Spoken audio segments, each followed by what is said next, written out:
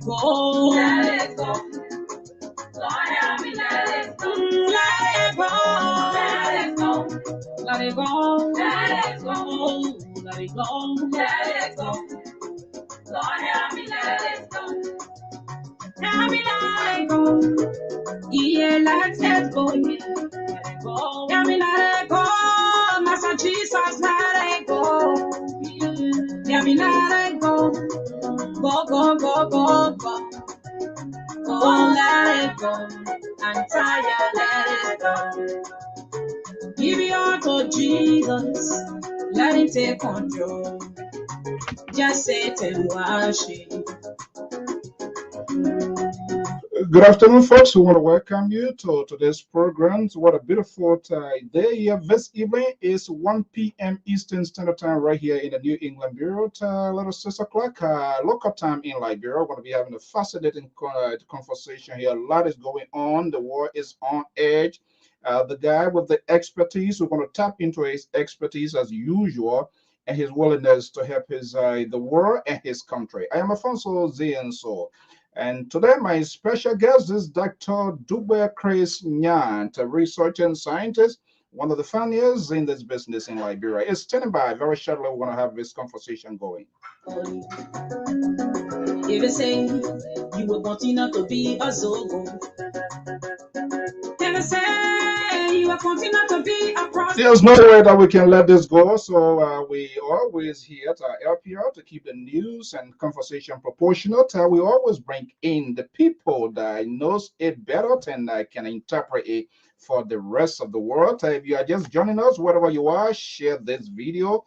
We're going to be having some hardcore. He's involved in multitudes of roles. So not just only what is happening in the scientific world, we're going to talk some politics here as well. He's an activist. So all things considered, that capture the perfect conversations of today's conversation. Stay tuned. Welcome.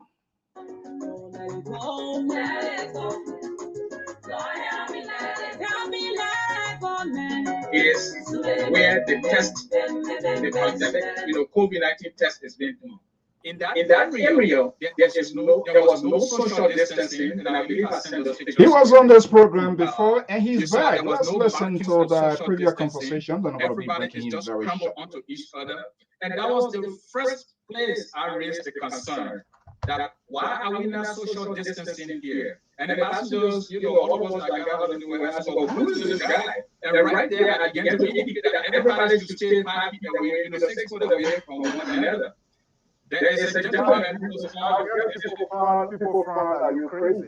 Yes, they found out very weird. They said, well, who's this guy? And there was one person who recognized me, and he's watching this program. We attested to that. One Ben Sawo. And Ben Sawo told the other people that, yeah, that's his area. And so people started, at that moment now, started observing. I said, use your camera on there to create a distance between you and the next person. So you don't see that. I will admit that when you go into the airport itself after that, okay. You need to see few markings. All right, let's get a conversation. So that was then back then when we have the doctor himself, but he's back here this evening. Let me make sure here my microphone is on. Okay, good. But here this evening, so we're going to be having some real hard-time conversation here, politics as well. He's an activist, and so he's involved in multitudes of roles. So definitely, he's going to be here to have this conversation with us. This is the virus that is keeping the world on edge. What his take? Is he monitoring what is happening in his motherland? Who is he talking to? And what are the local leaders are saying? These and many more. I am ALPHONSO ZEAN, so let's get the conversation going as our guest is back.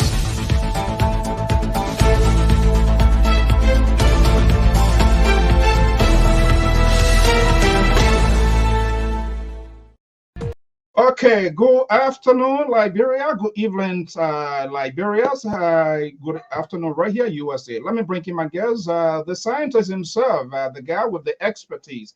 Let's see if we can tap into this expertise as usual so that we will know exactly what's going on. He is Dr. Dougbeh Nyan. As usual, he's always here. I never had a thought that we were going to be coming back here after you sound an alarm. Here we are, another child is being born unknown. We don't even get the details of why it is, but it is why it is. But thank you for answering our call.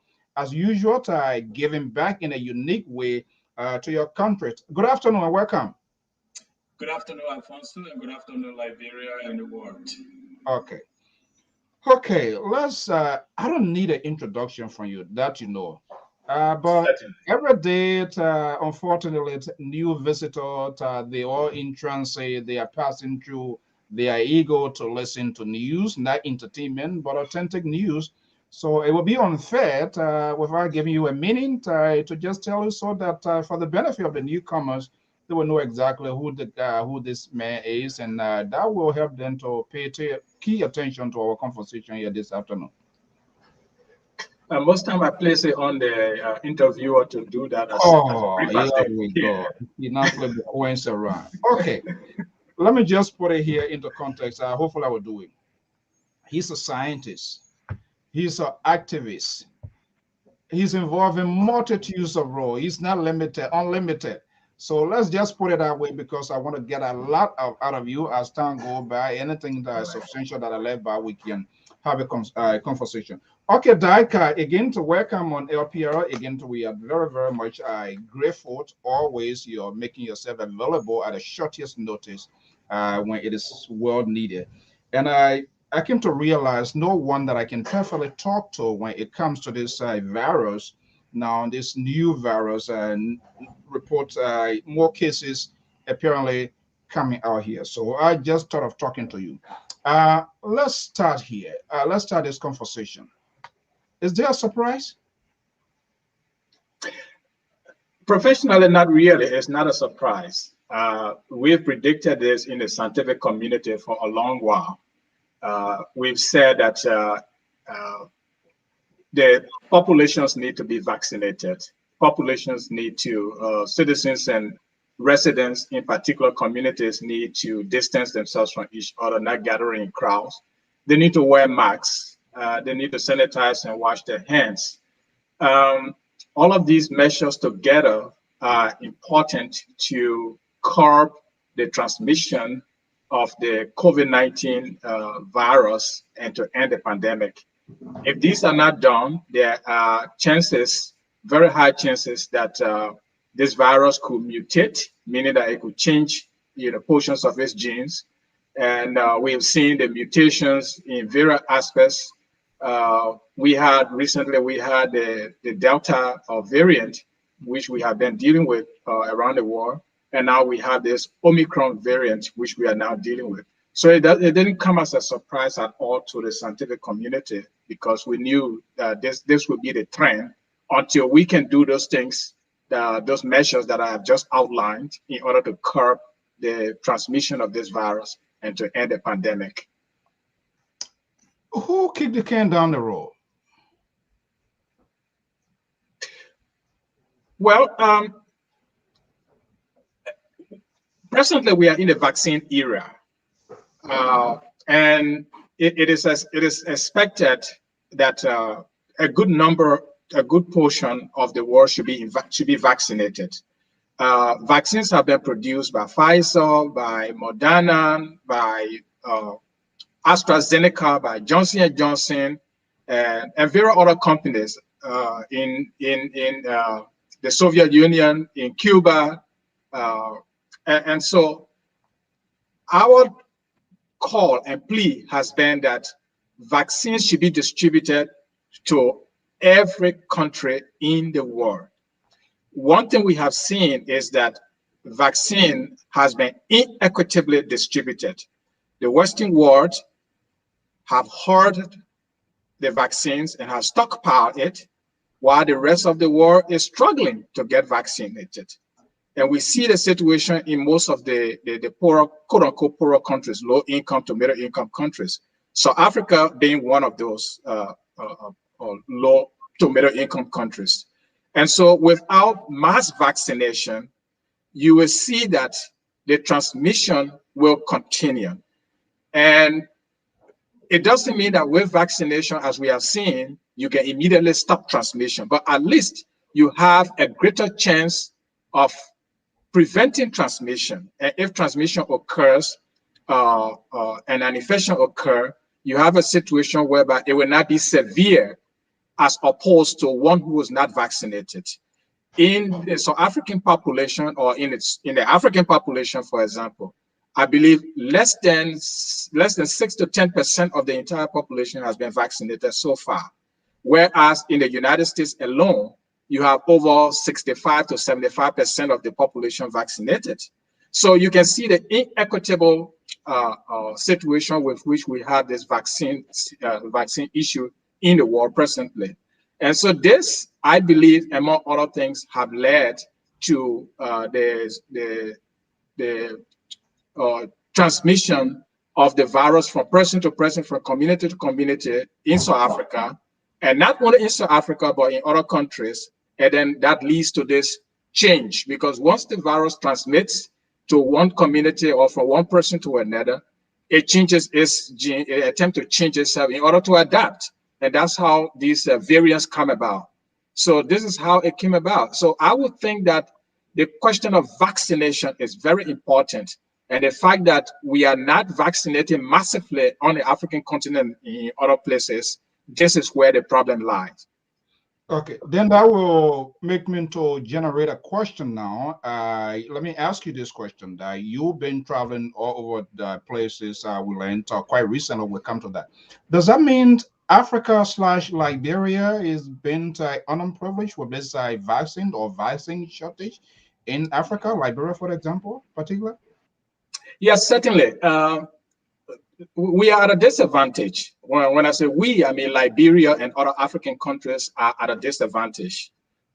Liberia has now vaccinated even 10%, more than 8 to 10% of its population. Let's bring it right to Liberia. And you have a population of approximately 5 million. So you have 90% of the population that is yet to be vaccinated. That's a concern.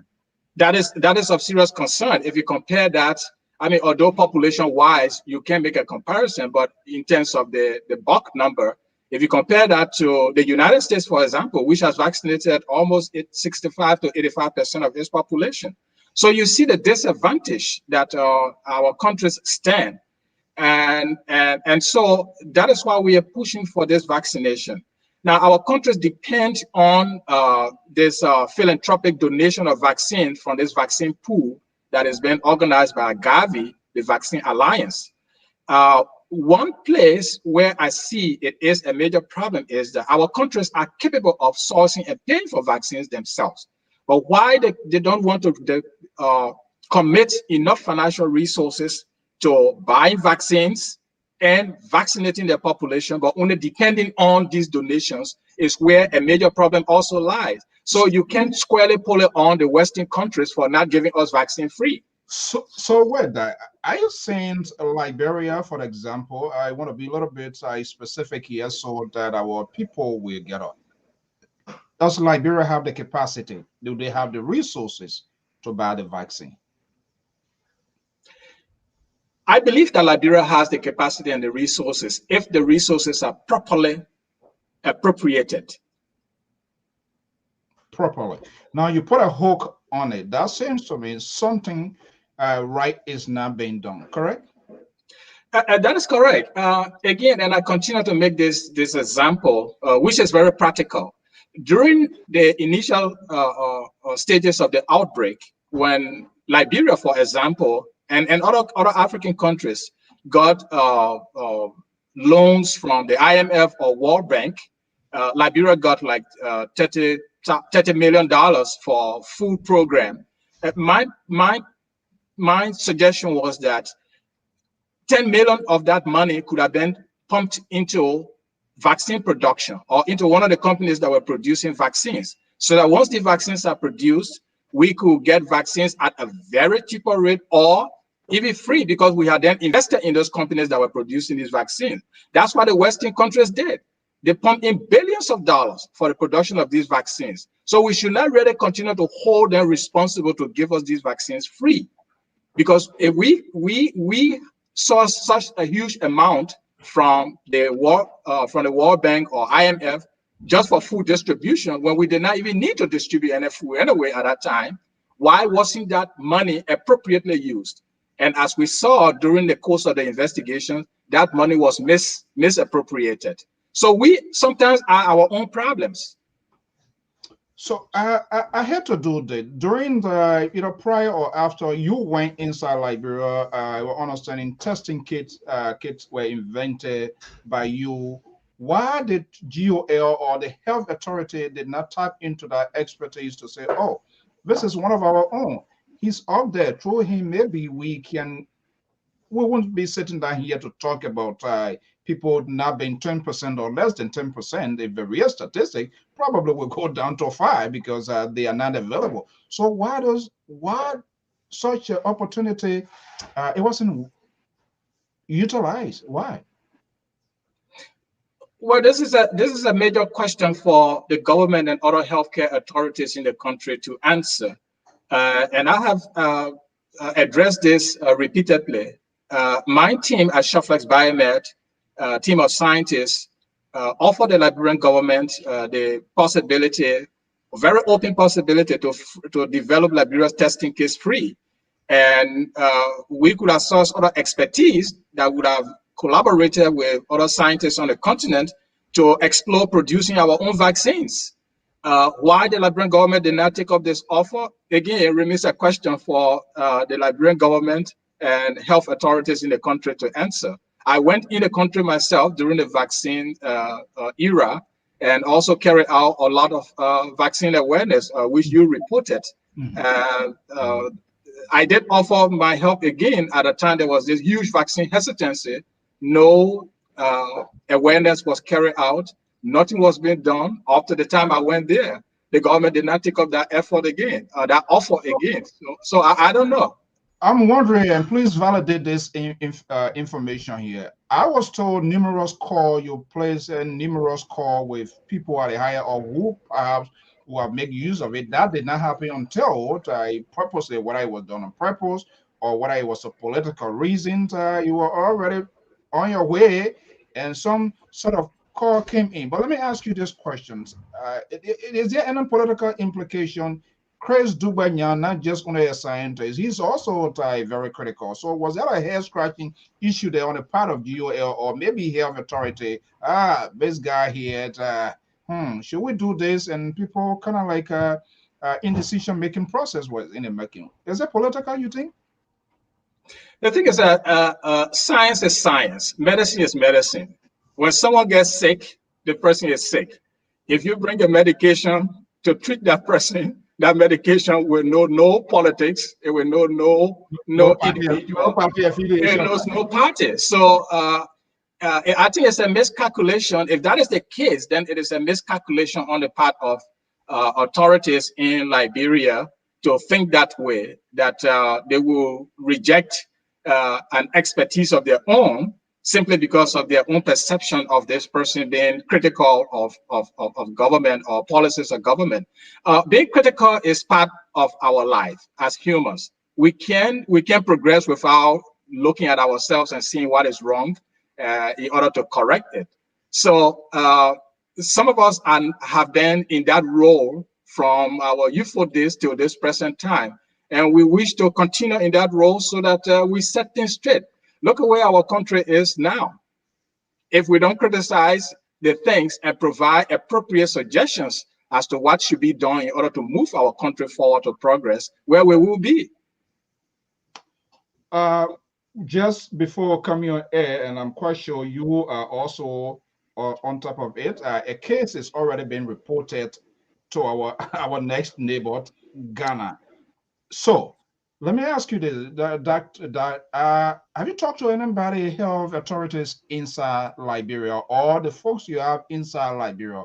What are they telling you? I saw they ended treatment birthday. I'm not a fanatic of these sort of birthdays, country waste of another resources. That's a different conversation as well.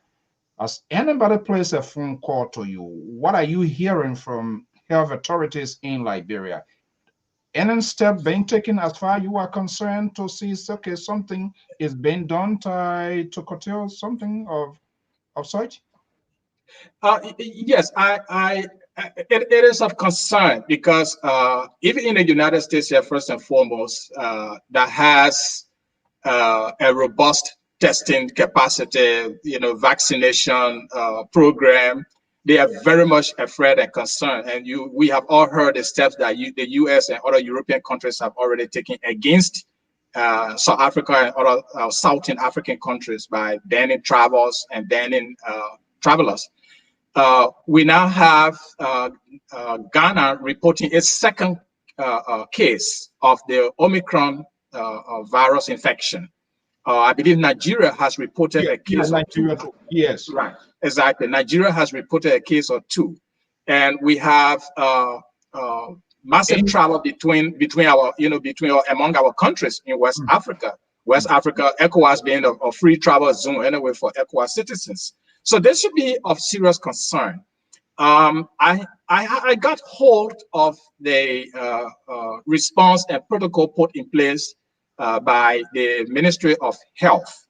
And when I was on a network, and your sister network about 3-4 days ago, we did briefly address that as well.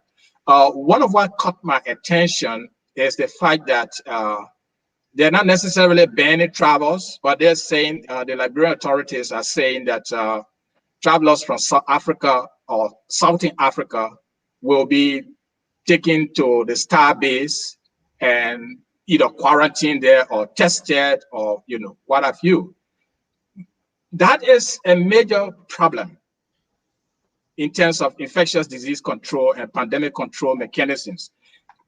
Travelers should be tested first at the airport. You don't take them anywhere until they are tested at the airport and their infectious or non-infectious status are known. There and then you make a determination whether to release them into the community or to carry them in an area for quarantine or observation. If you release them already and take them to the Star base, which is probably leaving the port of entry and going into a part of the community that is although maybe secluded, you have an issue.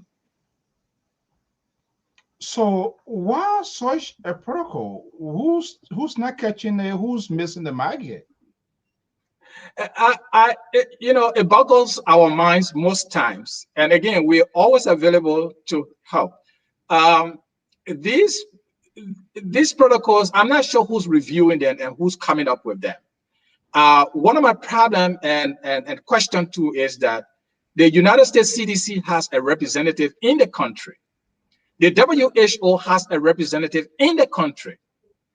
Are these two major agencies, international and semi-international agencies, looking at these protocols before they are released or before they are executed? That becomes another visible question. Or is it that the government is doing these things without the knowledge of the WHO representative or the US Center for Disease Control representative? And when I say CDC, I mean the Centers for Disease Control and not the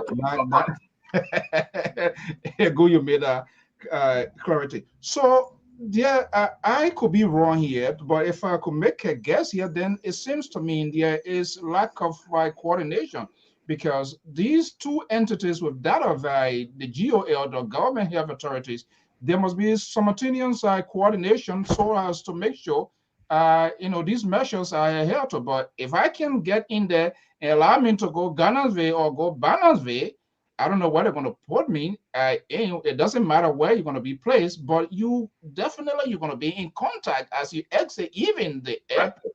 So then let me come to this question here, because I was listening to the WHO health spokeswoman, Marit Van Kashvat, recommends that there must be a surveillance squeezing of cases all over.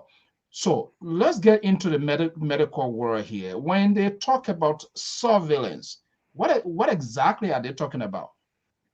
And that is what we had just started discussing. Surveillance includes, surveillance simply in simple terms means monitoring. That includes all of the measures that are put in place in order to ultimately detect the virus in anyone if that person is infected. So the first thing is to institute very strong measures at your ports of entry, which we just talked about. So testing is very important. And that testing has to be robust. It has to be rapid. Rapid meaning that you have to continue, you have to do the testing at the airport, which many countries do now in Ghana, in Nigeria, and other places. That testing has to be done within, and the results have to be produced within 35 minutes to an hour. That's sufficient time that any traveler can stay at the airport while you evaluate them. So testing is very important in the surveillance mechanism. Now, isolation is also important in the surveillance mechanism. So once you find that someone is tested positive, where do you put them? You have to put them somewhere that is isolated from the community so that they are monitored. Or we have a situation whereby people can do self-monitoring at home, but is Liberia equipped for that? Are the citizens disciplined for that?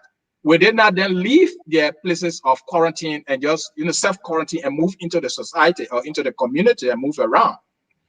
The next thing is contact tracing, where if you find that one is infected with the virus, whether they are caught at the airport when they enter the country or within the population when they show symptoms and were tested, how do you trace those who that infected person have been in contact with?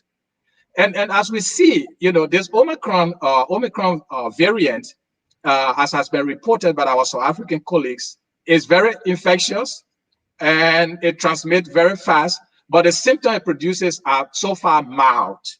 And so these are among the major measures that are incorporated into the whole surveillance or monitoring.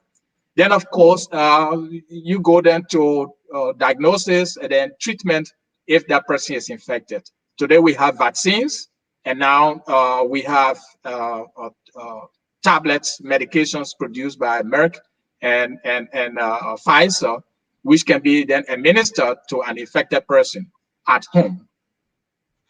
So, honestly, the researchers, you guys, including you, everybody still kind of investigating to know exactly what this here. How long do we think we're going to get a clear-cut idea exactly this whole Omicron viral here, the severity in terms of its severity? Because this is something the South African doctors are talking about. I've been listening to Dr. Fachit and other major war experts now talking to you. Dr. Yeah, how long you think people are going to get a clear sense of the severity in terms of what it really does to the body? How long do you think we're going to know this? Well, so far as we know from our South African colleagues and other countries where the virus has appeared, this variant, the Omicron variant, has appeared in Europe and also in the United States now.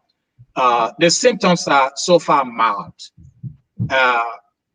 They have seen a high number of infections with the Omicron variant, but the symptoms so far are mild. And we're still studying it. We are still following its genetics and its what we call its pathogenesis, the way it causes its own disease within us before we come down with the sickness and all of that. So we are still following it to see, to understand the severity of it. But so far as we know, it is highly transmissible, meaning that anybody can catch it very quick. Anybody who is not vaccinated is very prone to catching it, being infected by this variant. People who are even vaccinated are also prone to being infected by the Omicron variant. For example, the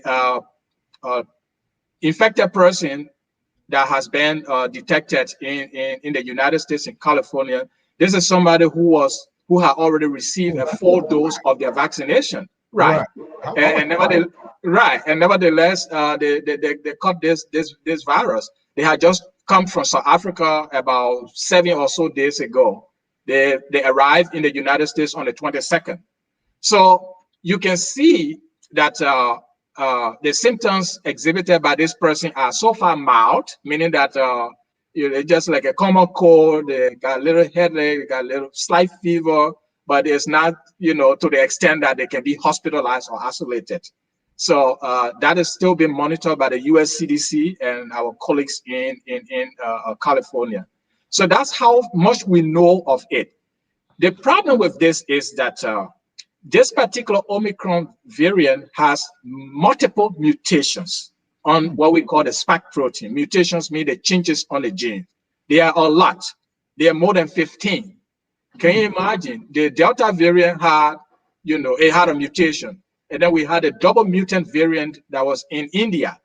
But this particular variant has almost the 15 plus mutations on the spike protein, that protein that it uses, that part of the structure that it uses to attach to the lung cells that then break down the lung cell when we react heavily with our immune system, and then breaks that down, and we come down with severe disease, including respiratory disease, respiratory distress.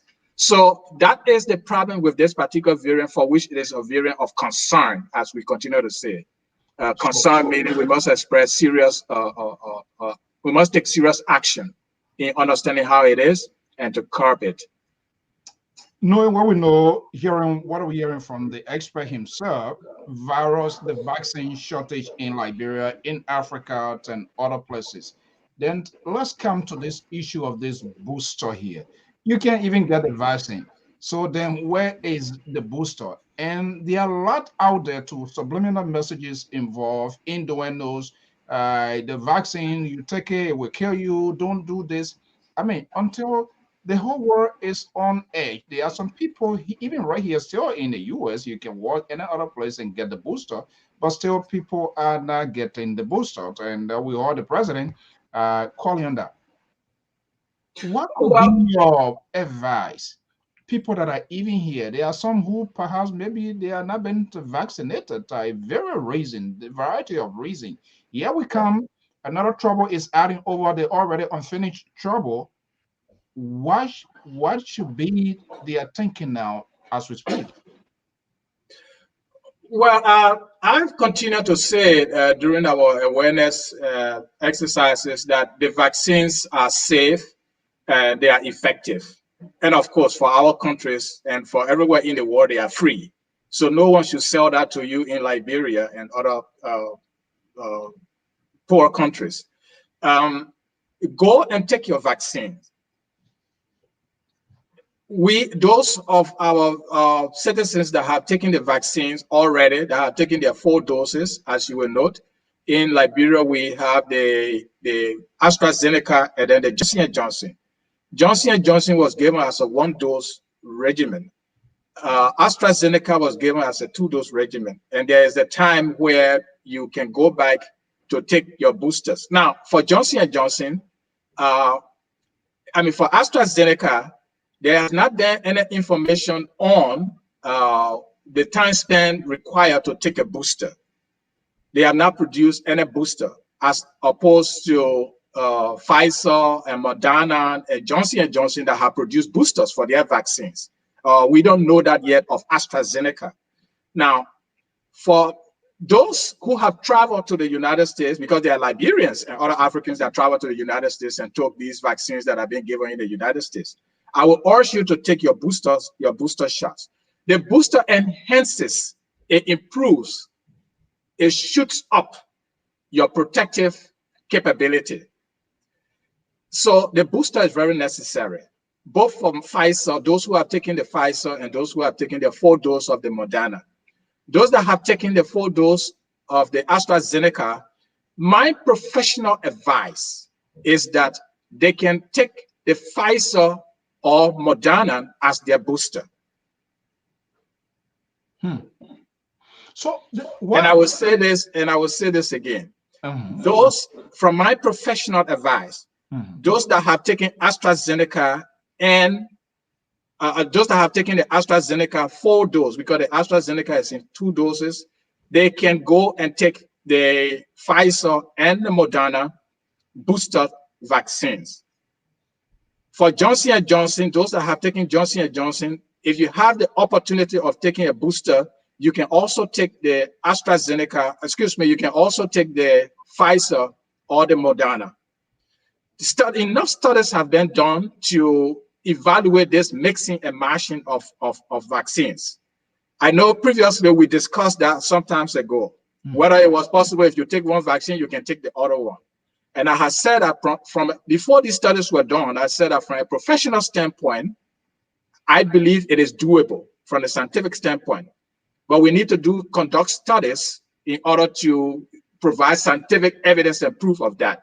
And those have been done already. So it validated what my proposition and my hypothesis was at the time. So you can therefore take that. Again, the vaccines are safe, they are effective, and they are free for you to take. Those that have taken the Pfizer 4 dose of 2 doses, you can go and take your booster. Those that have taken the Moderna, you can also go and take your booster. You can take, if you took Pfizer, you can either take the Moderna as your booster, or you can take the Pfizer as your booster. It's exchangeable. It's exchangeable. Yeah, you can mix them.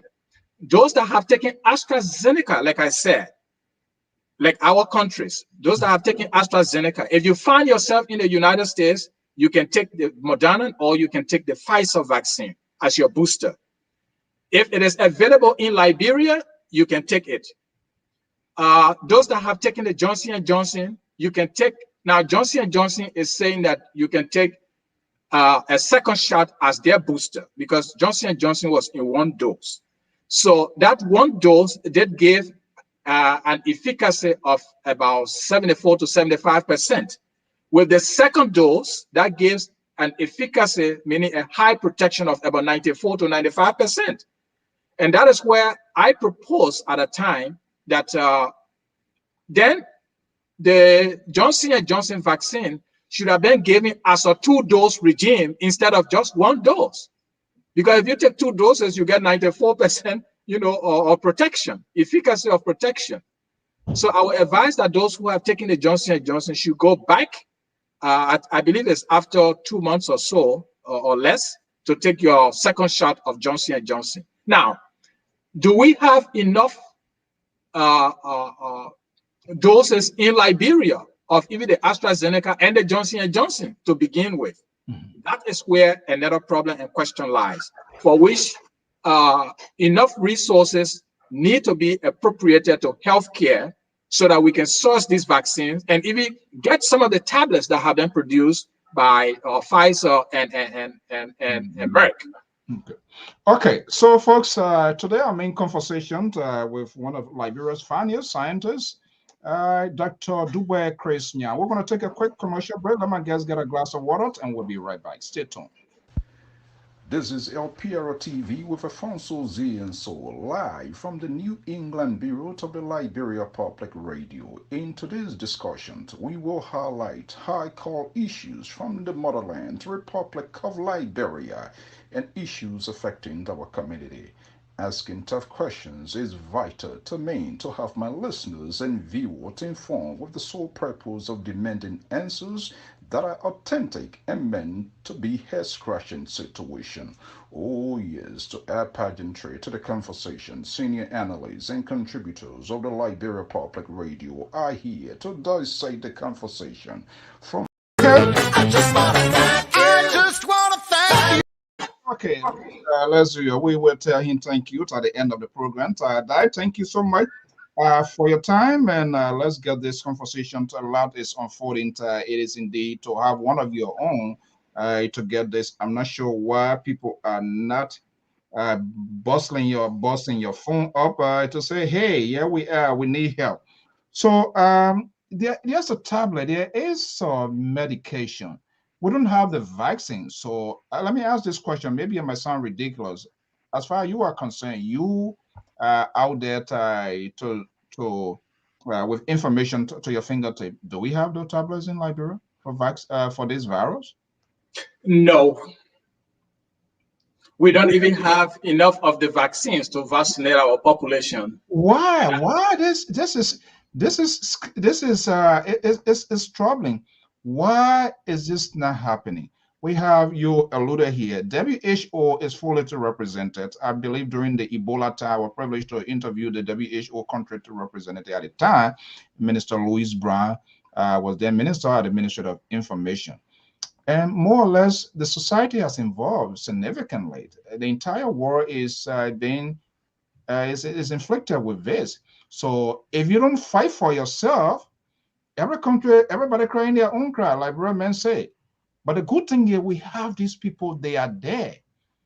And that's the job, that's their job, probably to get to them. Hey, this is what we need. We need this for our people. So why all of these things are lacking?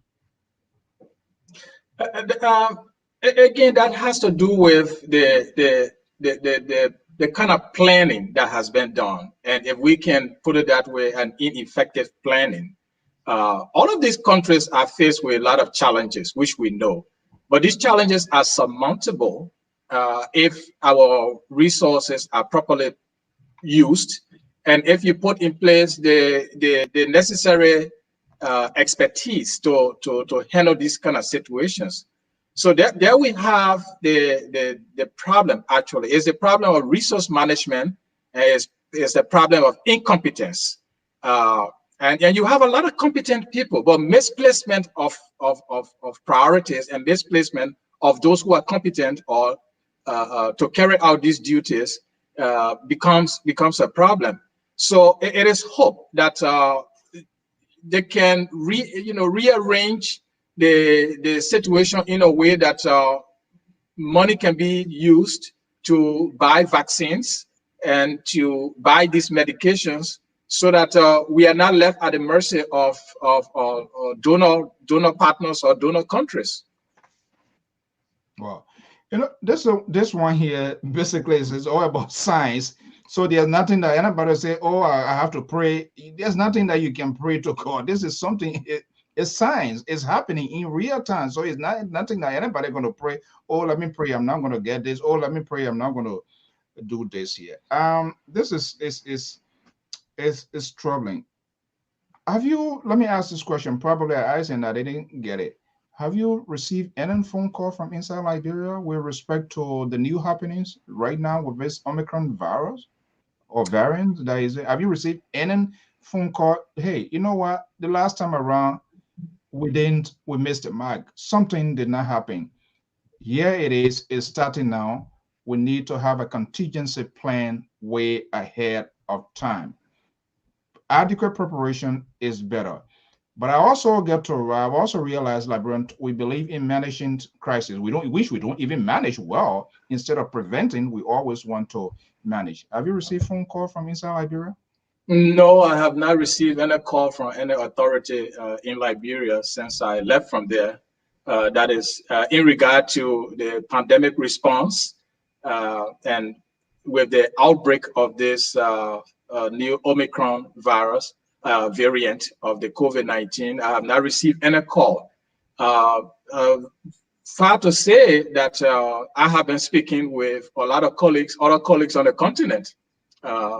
Some colleagues of mine in the very South Africa itself, in the eastern part of on the eastern part of the continent, and as well as countries in West Africa, and we have been discussing this and exchanging opinions and expert advice. Thumbs up to our South African colleagues, who were able to move fast to detect this Omicron variant, which many people think Africa doesn't have the capacity to do, but here it is. Africa has shown once again the ingenuity and the expertise on the continent. So it is not only the US and people that can detect these things, we can also do it, but only and only if we have the proper working conditions, proper incentives, and the support to do these things. We will not be able to compete with the outside world. Look, Ghana, in recent times, Ghana was very quick also to scale up their detection of capability. And it is Ghana, in fact, that detected the Delta variant that came outside of Liberia, or that was in Liberia, and confirmed what I had predicted. They detected it from several travelers that came from Liberia. So you can see that we have the potential on the continent. Only and only if our leaders and those policy makers can focus on supporting this expertise, we will not be able to move forward and will not be able to compete. So only if they can do it will we be able to compete with the outside world in terms of science, innovation, and technology. Let me flip the question around. Have you also placed a call, even though they have not called? Have you made an attempt to talk to maybe any of those people higher up there in the health authorities, or maybe on the national level? Hey, I'm not hearing anything from anybody. What are you guys doing? What can I do? Have you tried to do same in return? I have exchanged Email? information, technical information with certain colleagues of mine, certain institutions and entities, which I prefer not to name for fear of backlash because of the mentality of our policymakers. But I have exchanged information and technical advice with certain colleagues. It's technical analysis with certain colleagues of mine. Wow, this is troubling. So talking about the Delta variant, you are in the scientific war. It came out, we were scrambling, trying to figure out in the midst of this, Mr. or Mrs. or whatever, Omicron jump in the middle of this game now. Is that contained in the scientific war, the Delta variant? No, the Delta variant is not yet contained. Most of the outbreaks that you see around the world have been occasioned by the Delta variant. So that third wave or fourth wave in many countries that we are talking about were occasioned by the Delta variant, which we are still contending with. In the midst of that, we have the Omicron. So as we have been saying and predicting in the medical scientific world, this virus will continue to give us a lot of headache, a lot of problem. If we don't vaccinate our entire populations, if we don't maintain social distances, if we don't wear our masks, and if we don't continue to sanitize our hands and do those things that will keep this virus at bay or curb it. And that is why it's very important. So yeah, the Delta variant is still giving us a lot of trouble. As you can see, for example, in the United States, the cases that have been increasing all over the United States have been occasioned by the Delta variant, mostly in the unvaccinated population. And that is why the issue of vaccination is very important, that people need to be vaccinated. There is nothing that this vaccine will do to you other than protecting you. The vaccines are safe, they are free, and they are effective. Those that have come in contact with the Delta variant and have already vaccinated, they have very mild symptoms, as you have been hearing about these breakthrough infections. These have been occasioned by the Delta variant, but we have not experienced, the kind of death that was experienced with unvaccinated patients. Wow. Oh, well, folks, what a fascinating conversation. Very shortly, we will try to switch gear, but let's see here. Hopefully, we'll do that. But what if I were in Liberia now? Let's narrow the scope here a little bit. What, not to scare people, but we have to say it. We have to say it as it is. And so, if someone is listening, which of course thousands, hundreds, and scores are following, they're going to follow after it in Liberia. What should be as an individual, instead of waiting for somebody to tell them, hey, don't do this, don't do that. What should individuals, families, what should they be doing as a precautionary measure for themselves? Well, those things that we talk about continuously are things that they should be doing. Continue to wear your mask. It's very important. I have, over the time, given these 4 commandments of COVID-19 prevention. That is, thou shalt take your vaccines, number 1. Thou shalt wear your mask, number 2. Thou shalt sanitize and wash your hands consistently and constantly, number 3. And number 4, thou shalt keep your distance away from people who are not vaccinated, or keep away from crowds. Those 4 commandments, if we live by that, in Liberia and in other parts of the world where we have less resources in terms of vaccination and medications, etc., I think we will go a long way in helping to prevent this transmission in our communities. Okay, I want to show you something here. Just hold on 1 second here. Talking about, I saw this video here, and believe me, it is insane. I just want to share this with you here and look at this to see what really, I don't know whether people will ever do that. It's horrible. Let's see. This is, it happened during a holiday, statement, birthday, or whatever celebration here. Let me play it and so you will see here.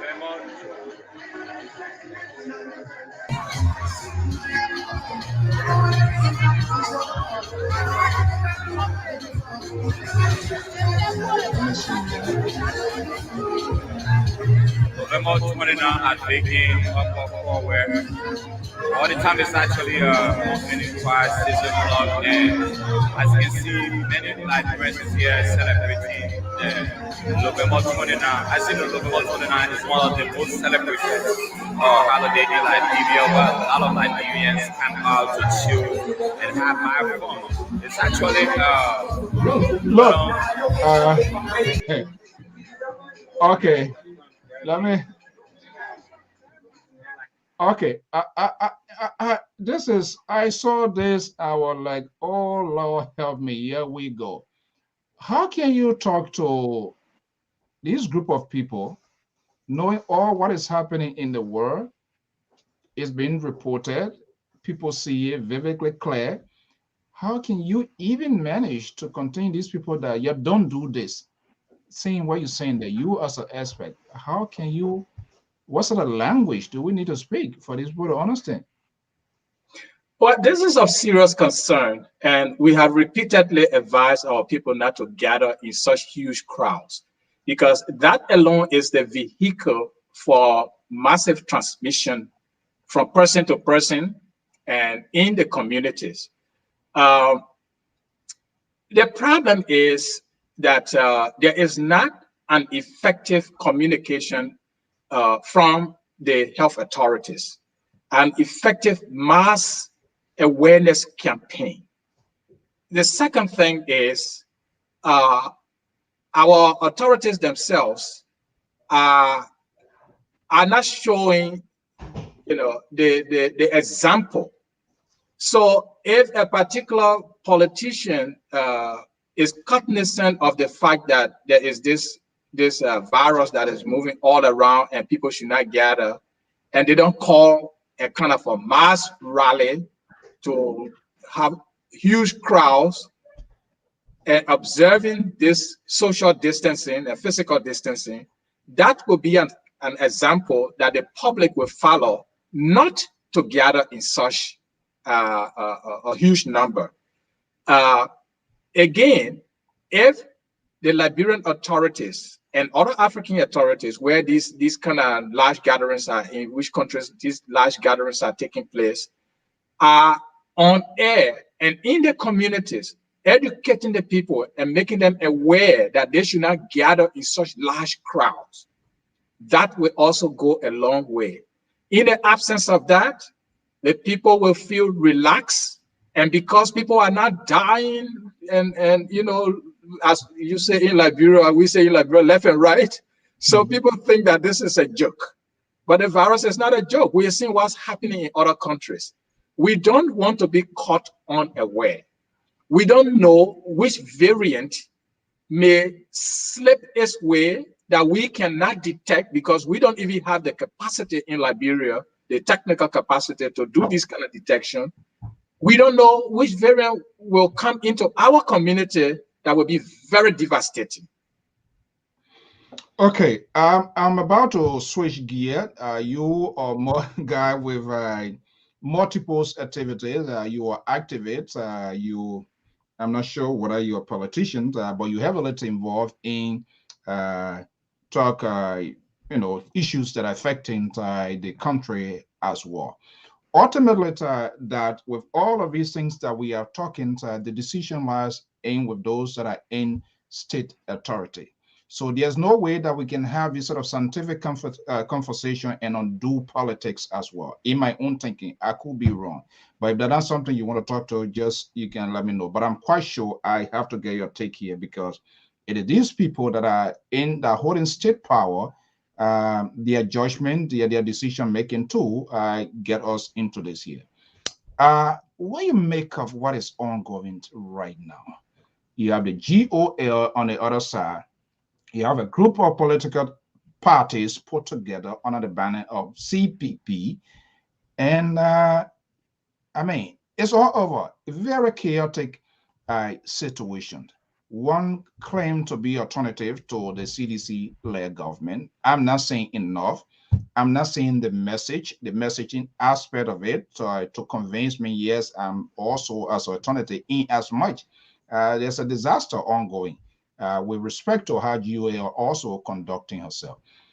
I'm sure you are monitoring this part of your scientific engagement. You're monitoring on the political scene, what is unfolding in Liberia. Let's start with the alternative, CPP. Do you see that as alternative? Well, it is difficult to say.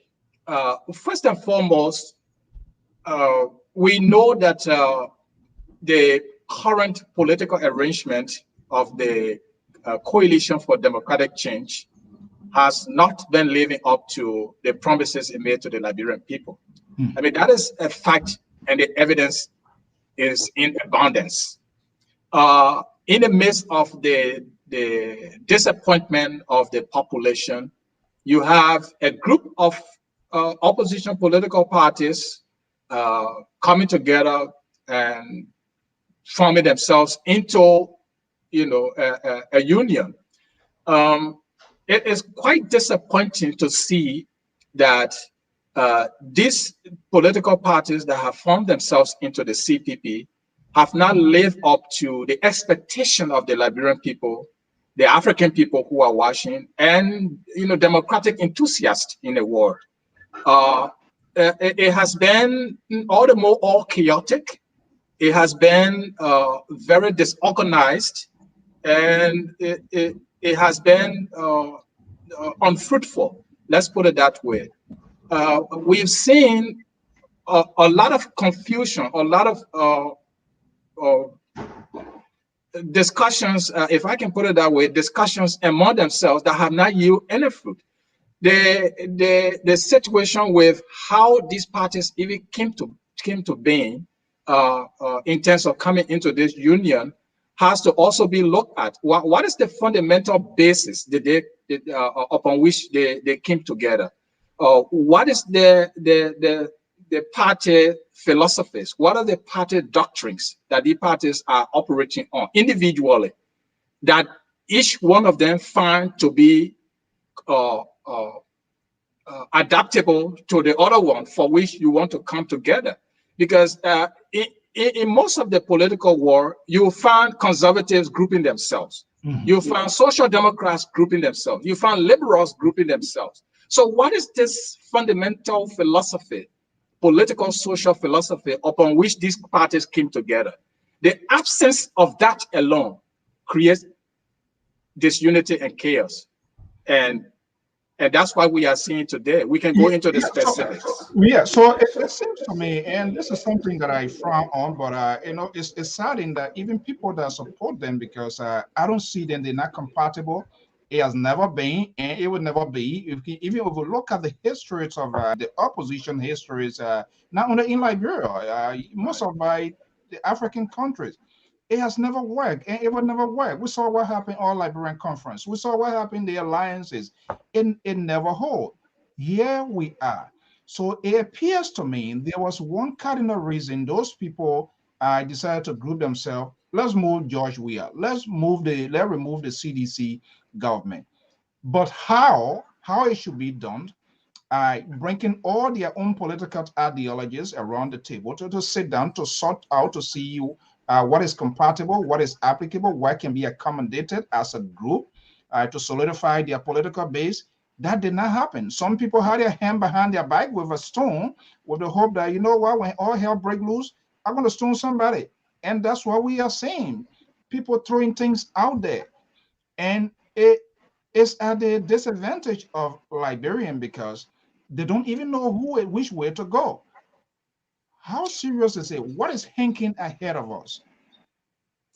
Well, I see a serious problem after 2023 or going towards 2023. One thing that has become clear. What's our problem? What could be the prediction? What is the problem? That we may find ourselves in a situation whereby either President Weah could be re-elected, or we may have somebody elected who has no vision and no plan for the country. So those two scenarios could play out. It has become clear over and over in the last 2.5 to 3 years that the constituent parts of what we today call the collaborating political party, if it still exists, have not been able to come together. The document that should have bound them together is in question. So for 2.5 to 3 years, we have not seen a path towards a true coalition. And so they've operated as a loose federation.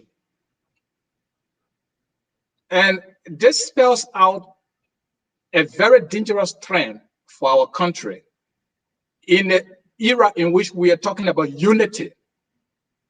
We need to see that from people that are coming together. So for now, the only standing quiet coalition in the country that has been heavily united is the National Democratic Coalition, which comprises of the Free Democratic Party and the New Deal movement, both of which are social democratic parties. And you see where I talk about people operating on a philosophy, you know, a program, a platform. So in the absence of this framework document that has continuously been in question, it places into question as to whether these parties that are part of the coalition, collaborating political party, will ever be united. That is a realistic, because the first time I saw that document, when I look at it, I like, no, this is something right is not happening here. There are great pieces left out here. Is it fair to still even call a framework? You have their supporters. When you talk to Boyka folks, you talk to Cummins folks, Benana, ALP, Liberty Party, they are all in this fantasy land. Oh, we still have enough time. We can make up time. Liberian politicians, African politicians, they like the political tolerance. They don't, it's not like here in the case of Barack Obama and Hillary Clinton, whatever dirty thing that went on, at the end of the day, Hillary was accommodated to solidify their base. I don't see that happening in Liberia because why? It's been bittered, the resentment has been there. So whoever succeeds, be it Boyka or Cummins, believe me or not, there are people within their enclave, they will definitely push the other people away, and that could be a problem. Will we see them coming together to solidify their base, to come together? Let's go with all of these sort of name calling. I don't know whether they have the temperament to do that. Well, when I appear on your program some times ago and on other network, I indicated that these constituent political parties needed to go their own way, their separate ways. that would be better so that the Liberian people are in a position to evaluate them individually. Because the union that they have intended to form has been proven not to work. There has been, as the Liberian people have witnessed, a lot of cantankerous situation between and amongst the supporters of all of the parties that are involved. It is not a healthy situation that the Liberian people are witnessing. This has been one of the major aspects of the disappointment of the Liberian people, because the Liberian people had a hope that if this is formed as a formidable coalition, they have a chance of unseating the Coalition for Democratic Change. And the purpose of just forming a coalition to unseat a sitting president, I think is a wrong plank to begin with in the first place, for which up to now, we have not seen what vision that these constituent parties or the coalition itself or the collaborating parties themselves have for the country in terms of national development. That includes, what is your vision for healthcare? What is your vision for the economy? What is your vision for agriculture? What is your program for the high level of youth unemployment that we have? As you know, our population is highly youthful. All of these things. What is your plan for education? Look how dilapidated the University of Liberia is presently, that you have a state-run university, the oldest university in the country, and in parts of West Africa, you know, is in a seriously dilapidated, shameful form. So what plan do you have for education in general? And all of these things we have not heard. All we have heard is we want to unseat Mr. Weah and we want to make him a one-term president. That alone is not sufficient for the Liberian people to rally behind you. And it's good you're pointing out here, because these are some of the conversations we always try to do to create that sort of awareness. And of course, they will adopt this sort of a type of propaganda of name calling. Once you don't say in their favor, you either opposition, imposition, or this agent of this here. So these people, like here, it's glaring. Two persons from the opposition side out of the the full collaboration. Komen wants to be president. Boyka wants to be president.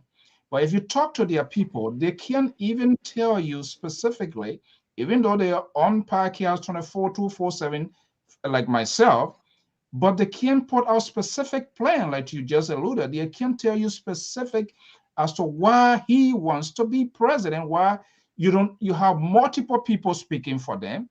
You don't know who is speaking. I have no idea who even want to be. You know, we should start making a sort of guess game now. Well, this person is speaking on infrastructure. Well, this person is speaking on education. You get a sense that, okay, when Cummings or Boyka is elected, this person could be best for education ministry. Only and only Boyka Cummings. For people, you don't see the faces, people that will represent the institution, the political party. We saw here, we got a sense when what his name, Joe Biden was contesting here. Jim Psaki was the presidential campaign secretary. So it was most likely that when Biden is elected, she could be the official spokesperson of Biden. We don't see that. So they are cleverly doing it because they do not want to be held responsible. Two, they do not believe in building institution, because when the car flips over tomorrow, they will go when the breeze will blow on the side of CDC, they will go there as they have been doing from time to time. What is the danger involved in that? One of the problems here is that we have a lot of freelance politicians in Liberia.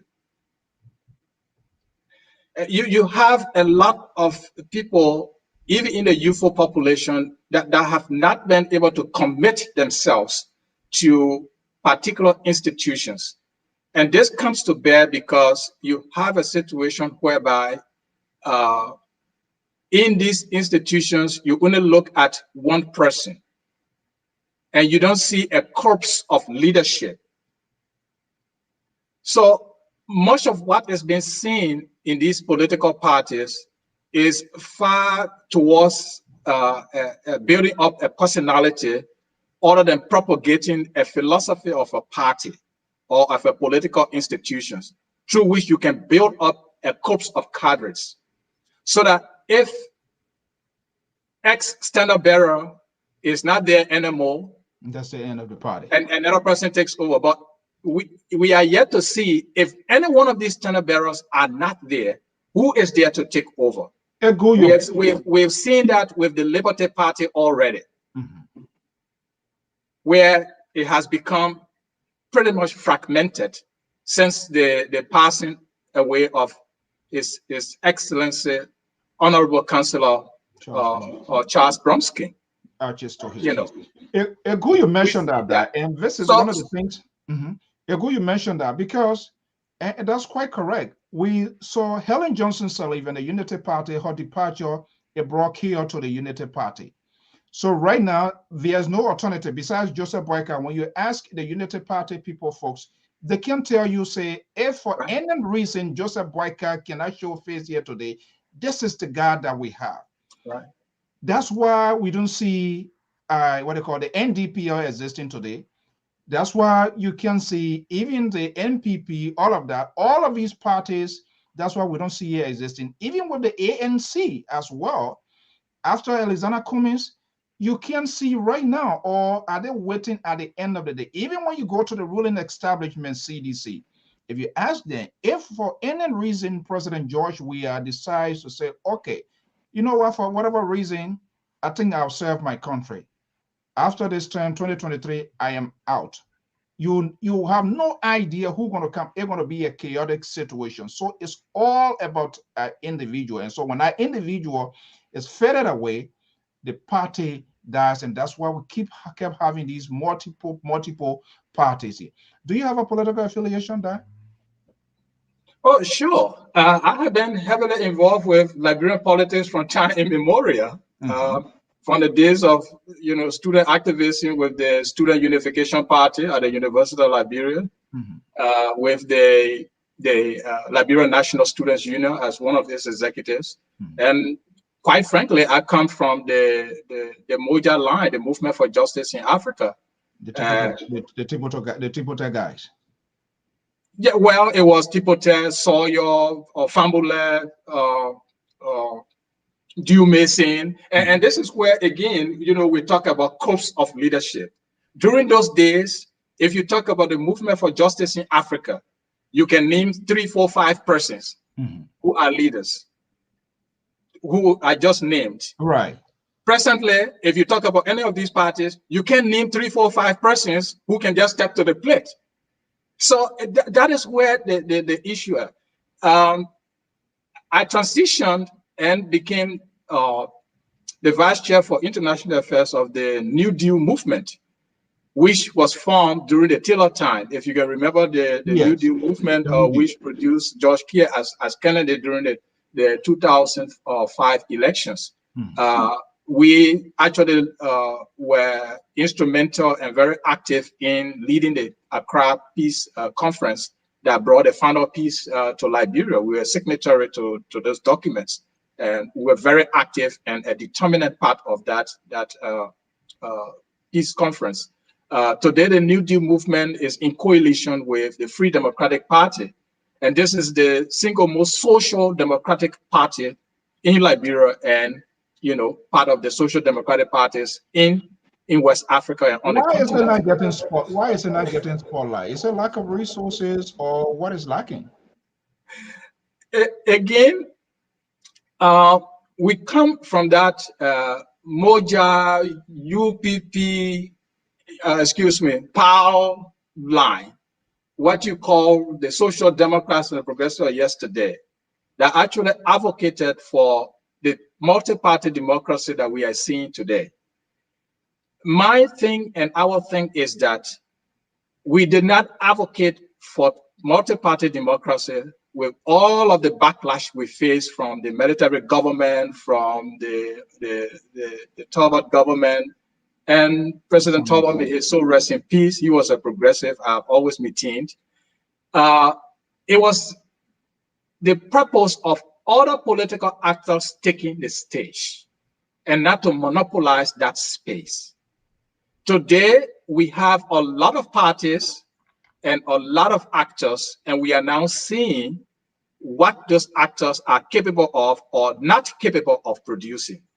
We are seeing today the CPP and all the constituent parties of that CPP. We are seeing today the CDC, meaning the Coalition for Democratic Change, and all of the constituent parties that are in power today.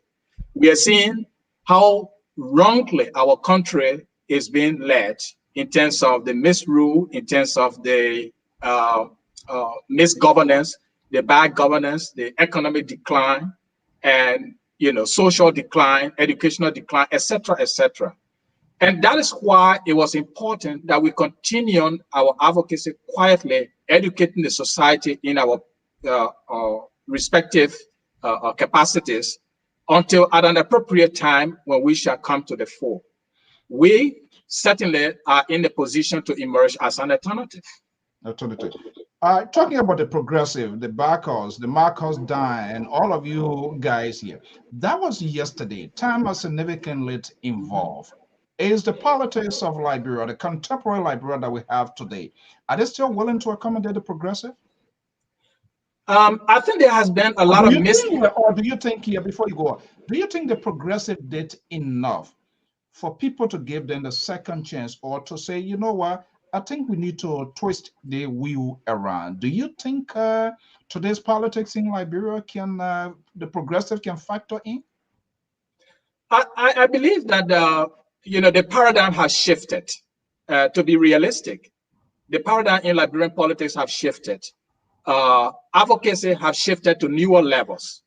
You have other components of advocacy now that we didn't have yesterday. Now you have children's rights, you have women's rights, you have other issues that have come to the fore, and that has been much of the focus in the advocacy war, as we also advocate for democracy. Yesterday it was just purely we want multi-party democracy.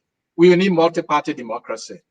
And so what can happen here is that the progressives, who are actually the social democrats in our country, have the mobilizing capacity to intervene. And like I said, that is in process. Yes, there have been the situation of lack of certain resources, but why?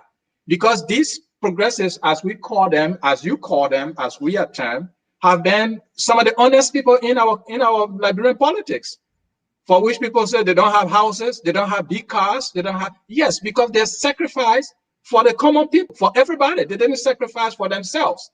As opposed to what you see today, when somebody take office today, out of a sudden, in 2-3 months, they are building a mansion. They are riding luxury cars. You cannot point to any of that kind of attitude that the progressive exhibited that is in the same line. So most of these people that have come to the fore have accumulated wealth which has no definitive source. And this wealth is being used to perpetuate themselves in power. And we've seen that in our Liberian politics today. Those people who go into politics, they go out of Senate, they make $15,000 a month, approximately.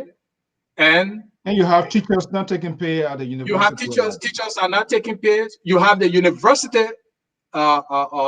professors on strike, and the students are now demonstrating in solidarity with their professors. So they neglect the society, but they take into consideration their selfish interests. So they use this money during election time again to give out perks to voters and perpetuate themselves in power. So it's the question, is the Liberian population accommodating this tendency of re-electing these self-centered politicians, or they want to also now shift to those who are sincere, but who have been blurred as those who created problems for the country. Now, the very people who accuse the progressives and social democrats of creating problems are the very people who are enjoying the gains of the struggle of the progressive people of yesterday. So there is a hypocrisy. Or double standard is being played here. That's what I'm saying. There's a hypocrisy and there's a double standard. We advocated for multi-party democracy. We were in prison. Some of our colleagues were killed. We were sent into exile, including myself, after being in prison for a while, after being expelled from the university for advocacy for democracy. But this is the democracy we have today, and everybody's enjoying it. But yet you say there was a problem.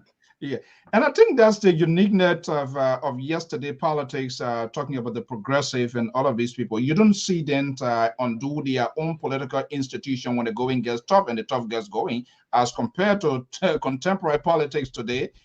They were a party today. The next day, they go on the other side because they are unable to bring in idea to sustain this political institution, or they are unable to stand tough times when it comes about. So they're running from party to party here. It's just it's insane. And these parties, they don't last, because after their standard bearer leaves, that's the end of the party. They don't pay due. They are just member. That is why you have the problem you have even within the very CPP today. When we started, I had indicated to you that there are a lot of freelance politicians. They're just freelance. I mean, leave that freelancing to journalists. Journalists are the ones who to be freelancing. But there are political people who are freelancing. They move from party to party. The opportunism that has perpetuated our society is too much. People don't have commitment to any idea. So they jump from one party to the other. So how do you build an institution if you don't stay there to develop that institution over time? And I've always given the example of the Student Unification Party at the University of Liberia. People say, yeah, it's student. But that's the oldest, so far, oldest political institution you have, oldest standing, continuously moving political institution you have in the country. We came and added to the vibrance of that political entity. You see how leadership is selected or leadership is elected. You see the continuity in the philosophy of massocracy. You see, meaning that we are for the people. You know, in the old days, we say the masses. We are for the people, the masses. So the lack of commitment have had many of our political actors moving from one party to the other. You find people jumping from CDC, going to UPP, going to LP, jumping back to LP, going back to, I mean, where is the commitment? You know, how can the society trust you? How can colleagues, your peer, trust you in terms of decision making? So this is where we have much of the problem. And yesterday, progressives yesterday and today continue to be committed to serving the society, committed to transparency, committed to improving education, committed to improving health, and other things in our society that can move the country forward and the continent forward. One thing we should understand is that progressive had never held power in Liberia, but have prepared the way for multi-party democracy. The day the progressive take power in Liberia, there will be a complete shift in the lot of our people. Our people's conditions will be improved. Our people's educational system will be improved. Healthcare will be improved. We will not have to leave from Liberia to go to Ghana or other countries for healthcare. When Liberia used to be more or less the beacon of healthcare in West Africa, you know. So that is where we are with that. We hope that party members can maintain commitment and build leaders that will take over after a corps of leaders have exited the stage. Okay, we'll soon be wrapping up here. Is it that the progressive are unable to define themselves, or people are defining you guys, the progressives, the socialists, and all of that? Is that, do you think that's some of the reasons responsible for which all of the fight the progressive has been in from Tobot, from the late Samuel Doe, the military government. It was the days of React, those days, and now like internet, people, by the time you go load leaflets comes and running behind people, people being flogged. The progressive being in the vanguard. Why are they not? Why they can't get to state power? What is lacking? What is the message that is not being fine-tuned? Well, the first thing is that I have indicated that it was important that this platform, which is the democratic platform of the country, be available for all actors to play, so that the progressive don't monopolize advocacy, so that the progressive don't monopolize the democratic platform that was created. Today, we see all the actors, those who have plundered the wealth of our country, those who have destroyed the lives of our people, or who have participated in the destruction of the country, they were heavily rewarded and accumulated a lot of wealth, are the same people, some of the same people you have in power today, and they are utilizing this wealth to perpetuate themselves. The second thing is, we have to be very careful as to how we define what the progressive is and what the progressives are not. It is not a homogeneous group. And the political scientists will tell you that. It's not a homogeneous group. As you can see in the United States today, you have the progressives in the Democratic Party, and they are more or less the engine of the Democratic Party today that have even held up the Build Back Better bill. They wanted certain things to be incorporated that would benefit the suffering people before they could vote for that bill, if you can remember. So you can see that that's then you have certain group who are very opportunistic and behave as if they are, but actually they are not. So you have to be very careful when you talk about a whole progressive class. Today we see a lot of opportunism in Liberia. We see a lot of political actors that are not committed to the interests of the country, to the national interests of the country, but they are committed to themselves. And these political actors, you can call them, liberal opportunists, have taken the heat of power, and they intend to perpetuate themselves. Look at what the CDC is doing today, the CDC government. And look at what we had yesterday. So when you look at what is happening today in terms of the opposition politics, you find a conglomeration of political actors who have not made anything clear to us and still want to take power. So we have to be very, very careful. Yeah. And I continue to say that a lot of political actors are regrouping to plunder that country further, that country being Liberia. Our people have to be careful. So they will activate against the most sincere sector of the society. Where are they regrouping from? From every sector. Liberia? Yes. Inside USA? Well, when I say regrouping, it's the question of those that are not in power, those that have left power, are trying to find their way back to power. And how do they do it? They have to go into various political formations to do that. That is what I'm simply terming as regrouping. Regrouping. So people should be aware. It seems to me in this struggle of democratic reform, the victims become the victor and the victor becomes the victim. The progressive has worked so hard. They are being thrown in jail. They went in exile. Yet and still they can't get within the proximity of holding state power to get us to do. In the last minute here, I can't go without getting your touch here because you talk on something here. And this is the real absurd and ridiculous thing of the other. In fact, the entire three branches of government is just horrible. For the most time, we say executive. Okay, but the first branch of government, we have a budget that is in place. You know, I know, for God's sake. I have never heard under this administration, maybe it has happened. Let me not just draw a conclusion. Where maybe there are folks within the first branch of government who are when they, whether for the government or the opposition, they are deal makers. They strike deal. Okay, look at this budget, see what is workable, what is not workable. That I have never seen our lawmakers to have a concrete conversation about the future of our country. I never saw Jack Reed or David Cicilline here when there's a budget here to go on Facebook and just say anything here. We pay you, and where you need to go is to go to the House of Representatives, to go in chambers and put your points through. Or maybe call your Republican counterpart and say, hey, this is the budget I have here, but this is my own concern, this is my own reservation. You are the maybe chair on executive and blah, blah, blah. Can we go for lunch and have a conversation and have a Liberian lawmakers? They don't. Sir Joseph will never call what his name said, Darrell Dillon.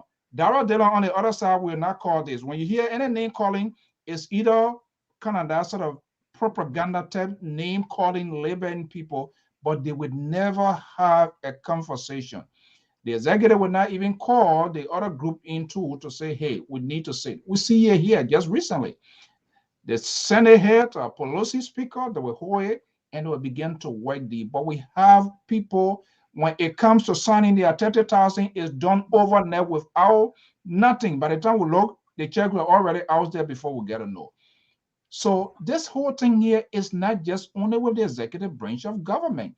These people that are our direct representations that represent us, because I can't go there, you can't go there, whether we voted for or against.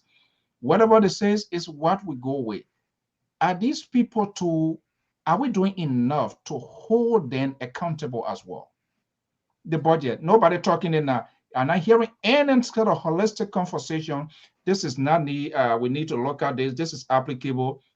No, this is not workable now, considering all of this. That sort of civil and genuine conversation. That is not happening. So everybody just more or less protecting their own political institutions, and the country is bleeding. One of the problems we have in our governance system is with the Liberian legislatures. We can't, as I've continued to say, blame the executive alone for some of the problems, if not all, that we are having in Liberia. It is quite unfortunate that in fact the budget that was presented did not have enough appropriation for healthcare as compared to others. You have items in the budget such as millions, 10 million or so dollars going for this entity called LAYS that carry out community, supervises community developments and projects. You have another increase in the recent time for presidential tour, and yet you have the healthcare situation in the country is dilapidated. You have very bad roads. You have no good schools. The academic environment is not conducive for students to learn. You have our country depending on import of food when we have such rich soil. All of these things are, to me, are not the concern of our legislatures. Those are things that they should be arguing. Those are budget items that they should be talking about in increasing. We are talking about vaccination today. Liberia is begging for vaccination when Liberia is appropriating $10 million that will be used for community projects that they can't give account of. So these are things that legislatures should be talking about. You have teachers on strike. You have nurses, doctors that are getting less pay. Can you imagine if that $10 million would have been put towards augmenting or increasing the salaries of teachers and doctors, just teachers and doctors? Imagine where that would go. Quite lately, there are a series of sittings that have been held by the Committee on Agriculture and Spending, I think, and the Minister of Agriculture, Madam Cooper, has been called repeatedly, and I believe they have sanctioned her for whatever the situation is, but nothing concrete that they have shown for which they sanctioned her. And so you continue to have this problem of our governance, not only with the executive, but with the legislative branch of government. I mean, these people that we elected to go and speak on our behalf, to put forth our interest. But all we see is discussing things that are not in the interest, of the Liberian people. We see concessions being passed that are very questionable. So where do they sit when these concessions agreements are being made? Once it is passed or once it is nearer passing, then you have arguments coming from individual senators simply because it did not benefit a particular constituency or something like that. Exactly. But where were they when this was being discussed? So I think our people have to understand and learn how to elect their leaders and their representatives. And this is exactly what the progressives have been doing quietly, if I can say that to you, in educating, mass education of our people. Well, voters education, which you are now seeing over the time. Like I said, let other actors get on the stage. Let's see what they do. But in the process, we will continue to advocate, but not advocating like we used to do in the past, but now carrying out voters education, going into the communities quietly. It doesn't have to be announced so that they don't understand. Now you can see from 1997 election, from the 1997 election to this particular period, you can see how our electorates have become even more conscious of their voting rights. And this credit will go to other entities as well, not just progressives, to other entities that have involved themselves into voters education and conscientizing the society. So I would think that our voters should open their eyes wide and elect people that will represent their interest, and not re-electing people that have not shown that they are in their interest. That will be my last statement.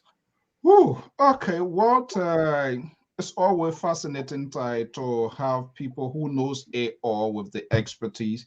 And I hope someone inside Liberia, especially in our first conversation with this Omicron virus, to have one of their own who is at the highest of their to tap into the expertise.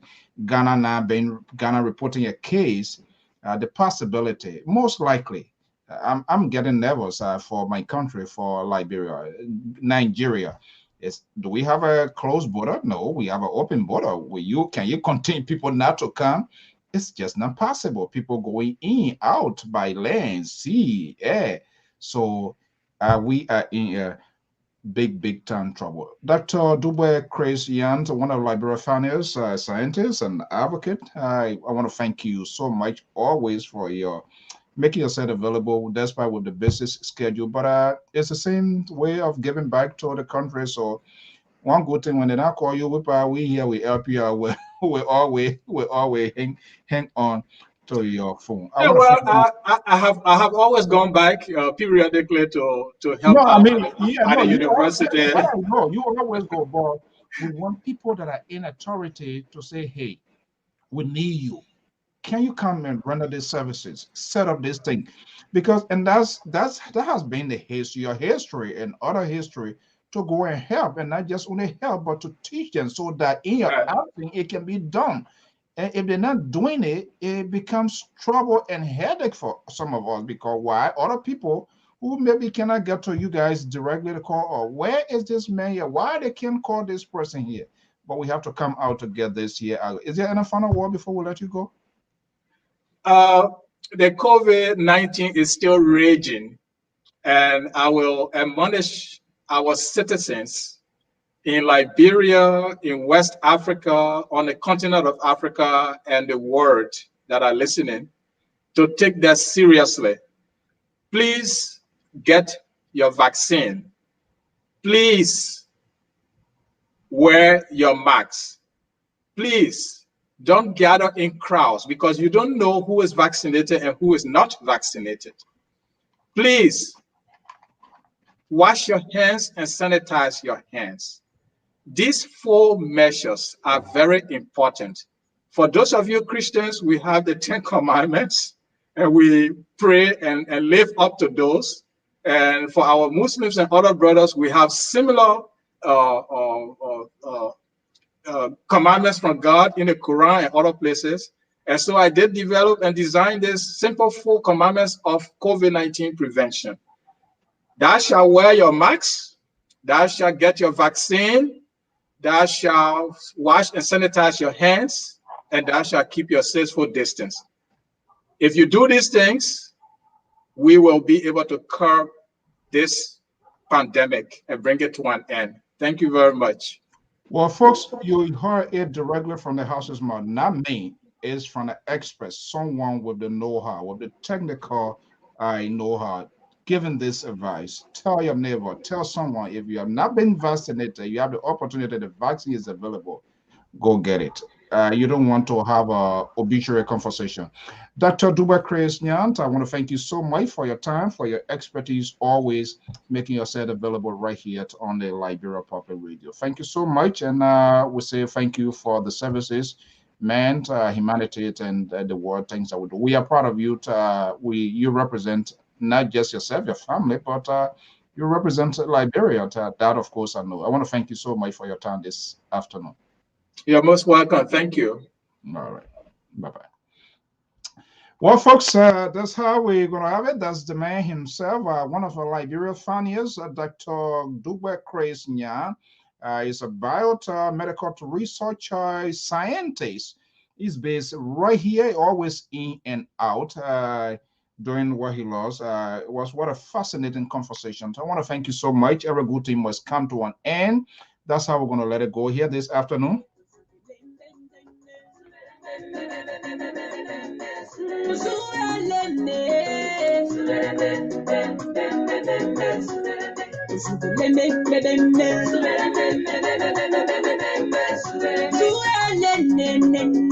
Yeah. Mighty blow. Well, the Omicron virus has been variant has been reported in the West African states of the Republic of Ghana and Nigeria, India, Finland. They are the newest country reporting this year. So this is more serious than we thought. Getting a lot of information. Those supposed to be traveling, a lot of cancellations and changes is already in the making. So let us keep our eyes on the board. It's just not over here. It's quite an alarming situation. Please, begging God for mercy. Thank you for your God, blessing and forgiveness. You solved my problem, Lord. You took me from the wilderness. That's true. Only you can feel my struggle when I'm very stressed. So my papa bless me, then my enemy they get the best. No matter what the problem is, Father, let it go. Your delay is not your denial. Everybody know. Just keep on trusting in Jehovah. Well, verse 1, we can let it go. That's a beautiful voice hovering right here on the Diaspora Informative News outlet, Liberia Public Radio, and ALPHONSO ZEAN. So, and this one here is coming from Minister Jimamant Walcott. Here, I think my microphone was on. It should be okay now. Jimama Walcott making a contribution to right here to let it go. We hope our national leaders, the government of Liberia, health authorities, they are doing everything possibly they can to make sure to get this variant contained. Surveillance has to be kept. Please, you yourself, we ourselves, we have a greater portion to play into this year. If they are your first time joining us here, this is the Liberia Public Radio. You can like and subscribe to our page so that you will be on top of news, information, live podcasts. This is also air live on www.liberiapublicradio.com, our official webpage. You can also Get this. We also bring in promo. You have your business inside Liberia, outside Liberia, coverage, convention, funeral, graduations, whatever it is. You can reach us right here on our own Facebook page, Liberia management, and you can also reach out. What time check here in the East Coast is 2:44 p.m. Eastern Standard Time. I'm Alfonso Z, and so this is how we're going to draw down the curtain here this evening, this afternoon. Tomorrow, I'm going to be here with the liberal progressive, the most liberal on this network. Samson Brown Toll will be right here. We're going to go into a lot of community conversation. We want to thank you for your time, your company, your tweets, your comments. We highly appreciate that. Also, send us your comments, your feedback as to our broadcast, what we need to do, what we can work on, your suggestions. We always remains open here. If you want to be a contributor or analyst, this is not a network that is so favorite to the politicians of the elite. All Liberians, young, old, whatever age group, your voice matters. We need to take the power from the hands of this elite, those who are applying or deploying financial violence to make mockery out of democracy. That has to be undone if we are to have a vibrant and open Liberia, where every Liberian can equally participate, regardless of you having the financial resources. But the competencies, if you are competent, if you are qualified, we must be able to give you that opportunity. And this is why we make information and conversation proportional here, right here on this network. We intend to bring us something here. We're going to do that. We want to be having a conversation here to generally, if you are young and old, if you are seditions, you are Liberty Party, you are ANC, you are Unity Party, why are you supporting these political institutions? Why you believe in your political leader? Why are they telling you? What is the confidence? We need to start having this sort of conversation. You mean all of us must be held accountable because our decisions, our action does have consequences on the future of our country. So not just on the politicians. Some of us will make careless statements, we talk things, we make loose statements, we throw things out there without having a second thought. We make pronouncements that we do not even validate, that are not also helpful to our country. So the issue of these subliminal messages and this sort of self-styled propaganda is being inserted into the real-time media industry, which making it very, very, very much difficult because these people that are doing this is they are hoping for political reward. And that's what I always tell people, nobody advocate for me. I can advocate for myself. If anybody tells you I'm advocating for you, they are freaking lying to you. They are doing it for their own political gains and own political reward. Because why? Other people did it, they succeed, so that's what they are doing. It's like Black Dragon Revenge the Death of Bruce Lee. We need to hold these people who are even interpreting the message of these political leaders. This is my political leader. What makes him your political leader? What is he telling us to say that he's a leader? Does he have the capacity to unify the country? What is the agenda? The doctor just said it.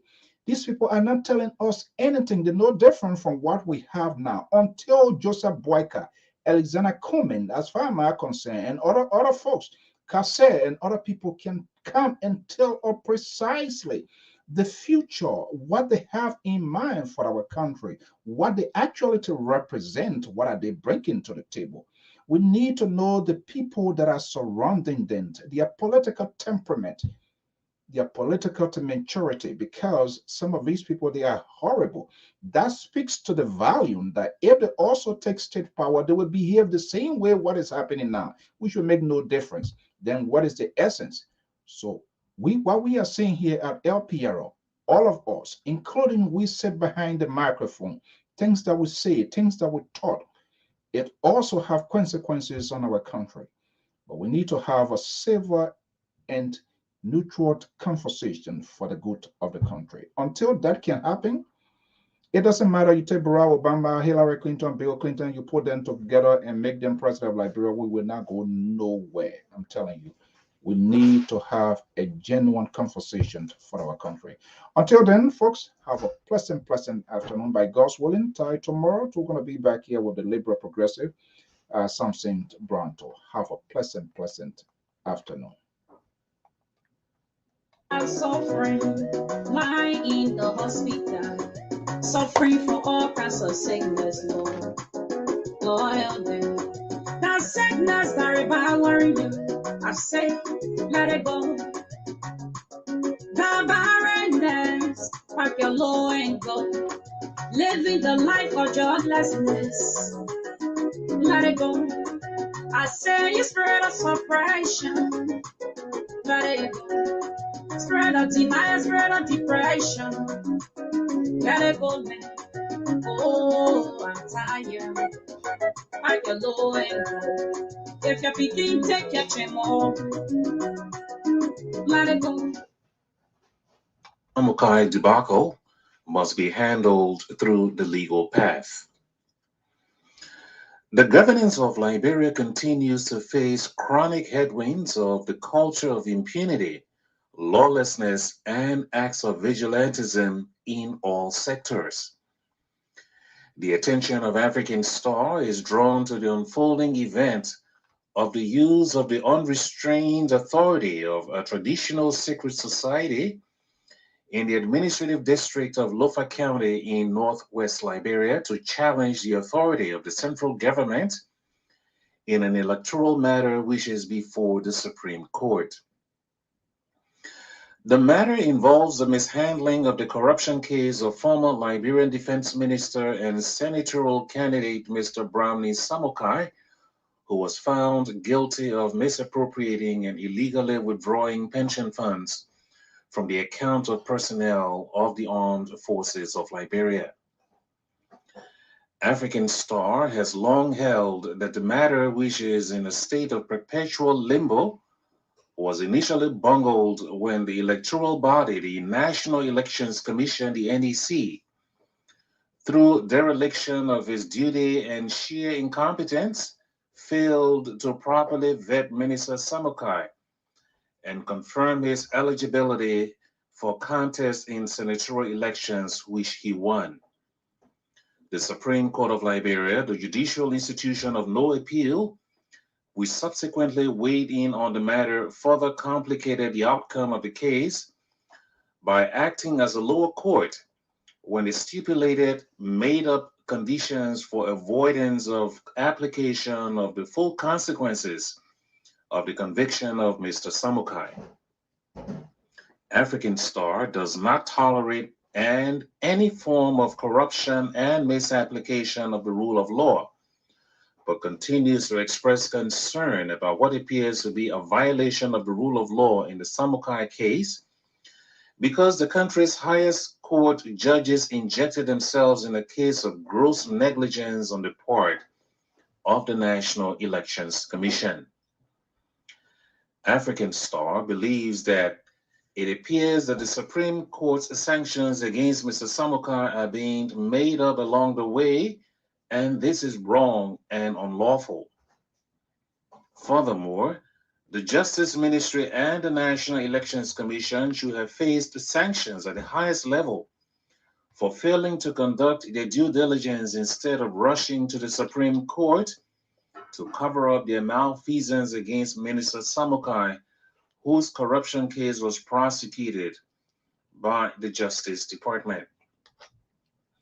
We observe that given the distaste which ordinary citizens hold for the culture of corruption which has devastated all institutions and credibility of government, the people of Lofa County who support their son, Minister Samukai, did a disservice to the fight against corruption by their agreement to raise funds to satisfy the questionable ruling of the Supreme Court, just for the sake of allowing Mr. Samukai to be certificated as their senator. There are other citizens of attractive credibility from Lofa County who can and should be considered for public office by the people. In other words, the people of Lofa are saying they indulge the action of the convicted Mr. Samukai and are prepared to support this tainted individual without second thought of the optics of how such an individual can be viewed as a non-example of probity and integrity. the stalemate of no vote, no vacancy regarding the non-representation of the people of Lofa County because of this complex debacle is of concern, and the National Elections Commission and the Supreme Court must take full responsibility for spawning this constitutional issue in the first place. And in no uncertain terms, African Star reiterates that righteous adherence to the Constitution represents the best path to peaceful coexistence and democratic ideals for the people of Liberia.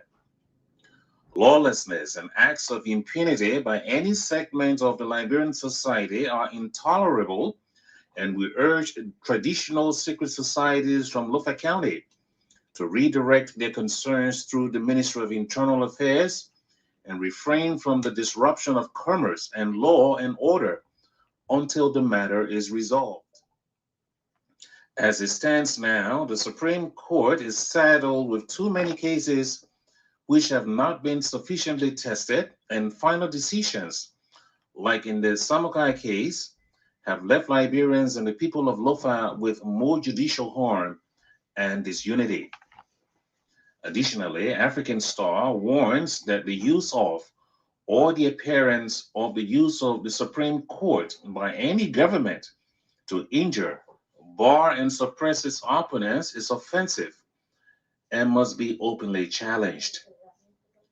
African Star reiterates its call for prioritizing judicial reforms, including a study for structural reforms to allow for laws to be sufficiently tested in lower and appeal courts. This will provide legal review of cases emanating from the lower courts before going before the Supreme Court, which is the final state of the Liberian judiciary. African Star wishes to emphasize that the unity of Liberia must be preserved, and all branches of the national government and citizens must equally commit to this solemn duty of putting country first. While we at the African Star are troubled by the role of the Supreme Court in this debacle, we also are disappointed by the role of traditional secret societies of Lofa for blocking trade and commerce, as well as free movement of people, which are unlawful. We call on Liberians, including government officials and ordinary citizens, as well as traditional secret societies, to choose the legal path to help strengthen the country's already challenged judiciary and desist from actions that would undermine the peace and stability of the West African nation. This editorial represents the view of the editorial board of African Star.